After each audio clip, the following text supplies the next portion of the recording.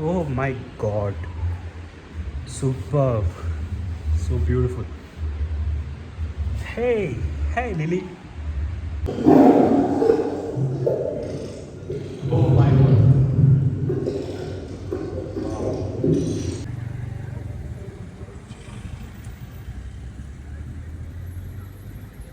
भागदौड़ वाली जिंदगी और मतलब के रिश्तों से जब भी मुझे फुर्सत मिलती है तो मैं चला आता हूँ जंगल की ओर।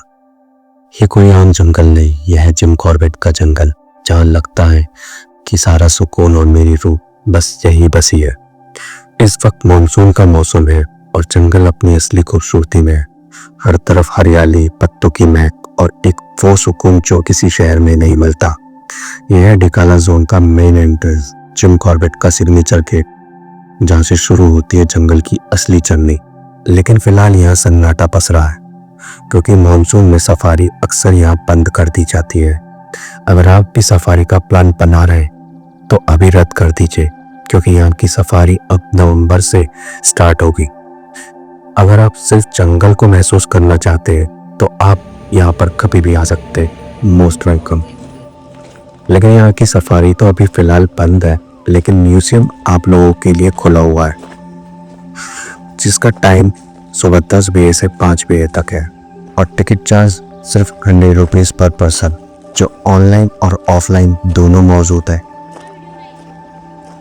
म्यूजियम में एंट्री करते वक्त आपको यह महसूस हुआ कि आप म्यूजियम में नहीं, एक जंगल की असली दुनिया में। राइट और लेफ्ट साइड की गैलरी में एक ऐसे ऐसे सीन है जिन्हें देखकर बच्चे और कमजोर दिल वाले डर भी सकते हैं और खुश भी हो सकते हैं। तुम पे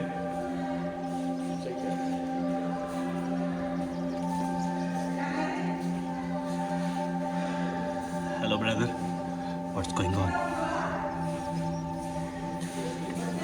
समझ लिए ऑल रियल। बच्चा अभी आगे देखना बड़ा वाला।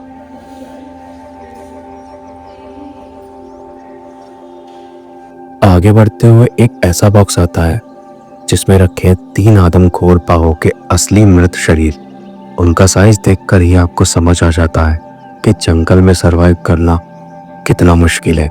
और हर बॉक्स पर हर टाइगर का डिटेल्स है कि उसे कब और किस जगह मारा गया था। जैसे जैसे ये अंदर बढ़ते हो तो हर रूम में जंगल अपना एक नया चेहरा दिखाता है।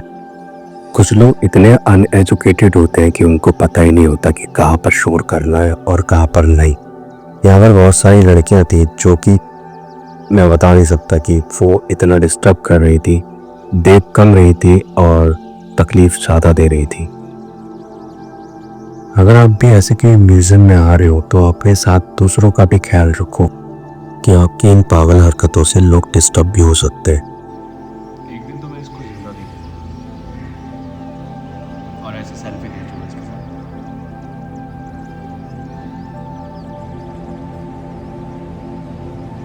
Oh my god.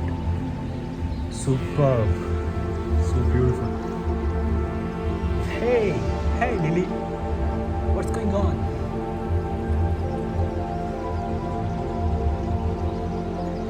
तुम्हें किसी ने बताया कि तुम बहुत खूबसूरत लग रही हो,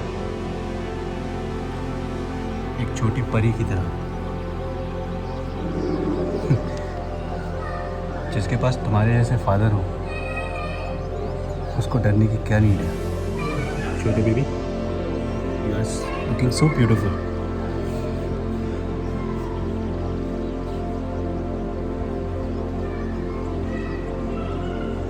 जैसे जैसे आप रूम में एंट्री करोगे तो आपको डिफरेंट तरीके के एक डिस्प्लेज नज़र आएंगे कि जंगल में एनिमल्स कैसे दिखते हैं, कैसे सरवाइव करते हैं। मतलब एक बहुत ही गहरी स्टडी है जंगल में। अगर आप वाइल्ड लवर हो तो आपके लिए म्यूजियम बेस्ट जगह। सारी चीज़ें इस म्यूजियम की बहुत बेस्ट थी, लेकिन अगला जो मैं दिखाने जा रहा हूँ ये बेस्ट टू बेस्ट है। इस शो में आपको नज़र आएगा कि मानसून में पूरा जंगल किस तरह से नज़र आता है और मानसून में जंगली जानवरों की लाइफ कैसी होती है, कितना सरवाइव करते। तो पढ़ते हैं उस शो की तरफ। इस शो को देखने के बाद आप सच में फील करोगे कि यार मानसून में जंगल आना ज़रूरी है। अब इस शो के बाद एक और शो होता है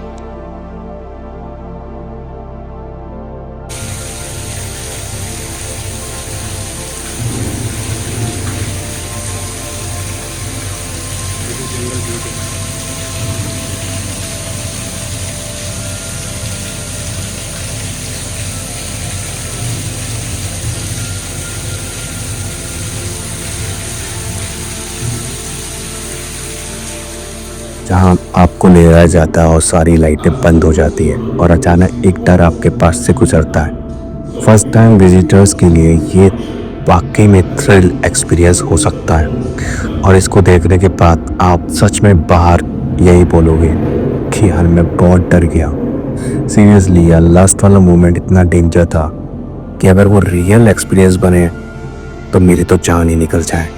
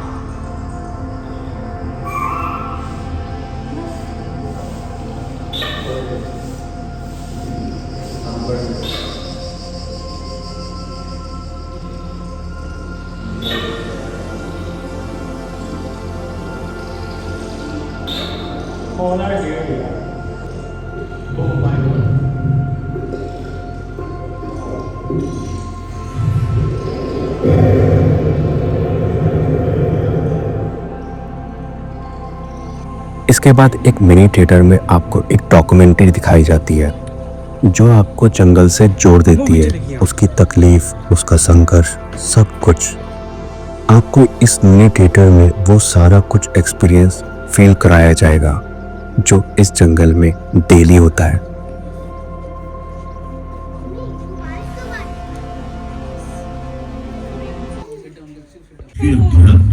जिसका नाम आप सभी ने तो सुना ही होगा, क्योंकि ये नेशनल पार्क पूरी दुनिया के लोगों को अपनी तरफ आकर्षित करता है। आज बड़ी संख्या में लोग प्रतिवर्ष इस नेशनल पार्क में घूमने आते हैं और इस राष्ट्रीय उद्यान का आनंद लेते हैं। क्या आप जानते हैं जिम कॉर्बेट नेशनल पार्क पूरी दुनिया के बीच इतना प्रसिद्ध क्यों है? आखिर इस नेशनल पार्क में ऐसा क्या है जिसके आकर्षण से पूरी दुनिया के लोग यहाँ आते हैं? आखिर क्या है इस राष्ट्रीय उद्यान के पीछे का इतिहास और रहस्य? जिम कॉर्बेट नेशनल पार्क, जो कि भारत का सबसे पुराना और एशिया का सबसे पहला नेशनल पार्क है।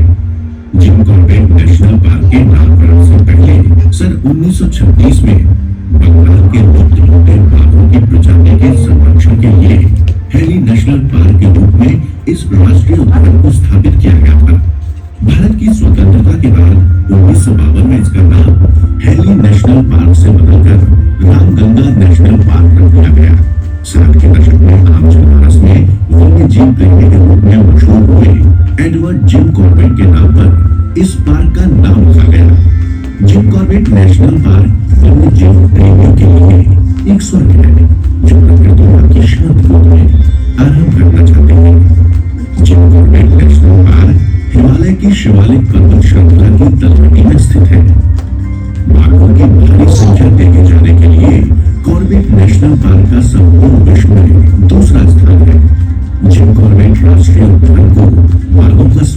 इसलिए कहा जाता है क्योंकि यहाँ बाघों की आबादी बहुत ज्यादा है।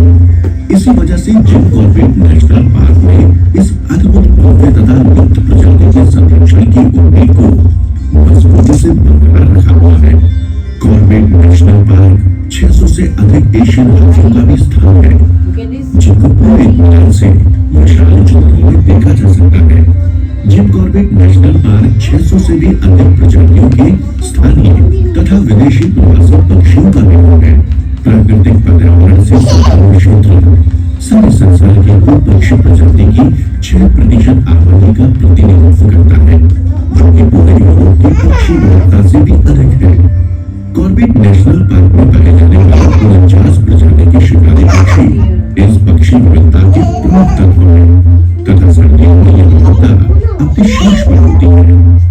ये पार्क रामगंगा नदी के किनारे स्थित है, जिस जगह पर भ्रमण।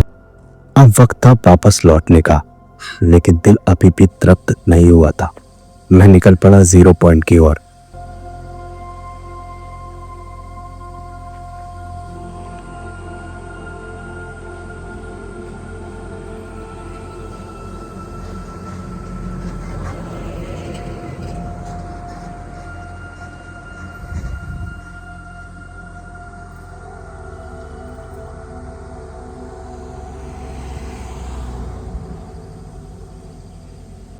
लास्ट टाइम मैंने देखा था ना उसको, तो वो एक ही और वहां पहुंचते ही दिल टूट गया। हर तरफ बियर की कैंस, कांच की टूटी बोतलें, सब कुछ इधर उधर पड़ी हुई थी। दोस्तों, ये जंगल हमारा नहीं, इसका हर पेड़, हर जानवर किसी के बाग के प्रॉपर्टी नहीं है।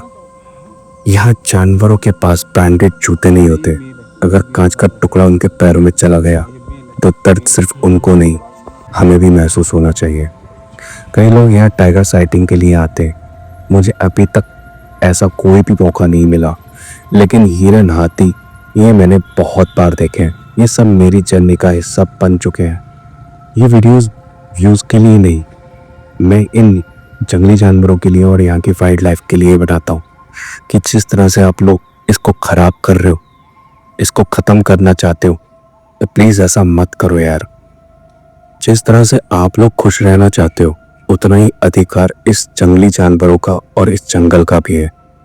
लेकिन आपकी इन हरकतों से ये दोनों डिस्टर्ब होते हैं और यहाँ के आने वाले लोग भी, जैसे कि मैं।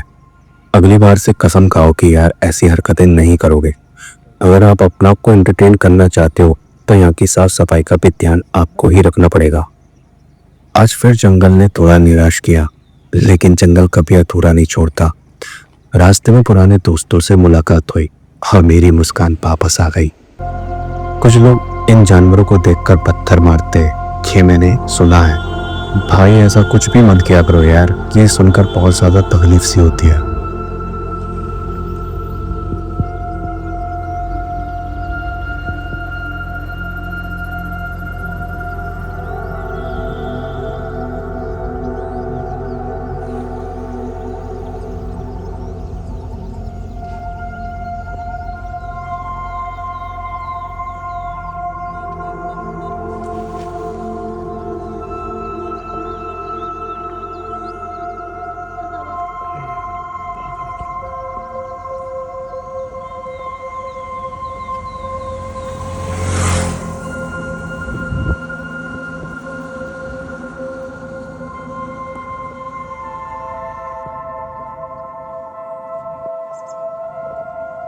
चलो गाड़ी से। अब वक्त था लौटने का।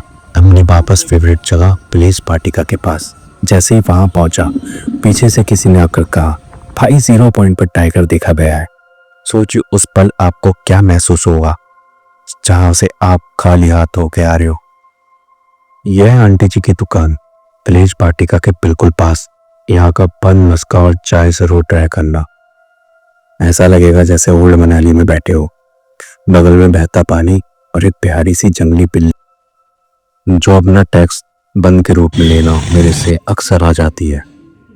अगर वीडियो अच्छा लगा तो शेयर करो या ना करो, बस मेरी एक रिक्वेस्ट याद रखना, जंगल को गंदगी और शोर से मुक्त करना तुम्हारी जिम्मेदारी है। मिलते हैं अगले किसी और जर्नी में, जहां फिर से जंगल कुछ नया सिखाएगा। तब तक के लिए स्टे ट्यून्ड।